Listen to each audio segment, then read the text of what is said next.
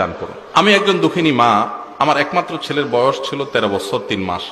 সে 5 ওয়াক্ত নামাজ পড়তো, রোজা রাখতো। আমি নিষেধ করা সত্ত্বেও সে প্রায় কবর জিয়ারত করত। গত 9 মাস আগে সে একদিন ভোরবেলায় গলায় দড়ি দিয়ে আত্মহত্যা করে। ইন্নালিল্লাহ।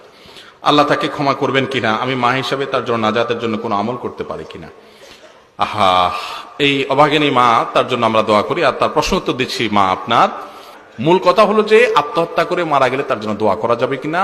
উত্তর হলো ডেফিনেটলি দোয়া করা যাবে, আরো বেশি করে দোয়া করতে হবে। কারণ আত্মহত্যা করে মারা যাওয়ার কারণে সে জাহান্নামী হয়, কিন্তু সে তো বেঈমান হয়ে যায় নাই। মুসলমান অবস্থায় যদি আত্মহত্যা করে, তার অন্যায় হয়েছে, সে গুনাহের কাজ করেছে, এখন তার জন্য আল্লাহর কাছে মাফ চাওয়া যাবে। আর আল্লাহ চাইলে মাফ করতে পারেন। সে শিরক করে মরে নাই, শিরক করে যদি মরে তাহলে আল্লাহ মাফ করবেন না। এটা আল্লাহ তাআলা যদিও শাস্তি দিবেন ঘোষণা দিয়েছেন।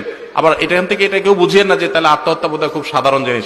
আত্মহত্যা করা কাবিরা গুনাহ, এরকম কাবিরা গুনাহ হাদিসে আছে চিরকাল জাহান্নামে থাকবে।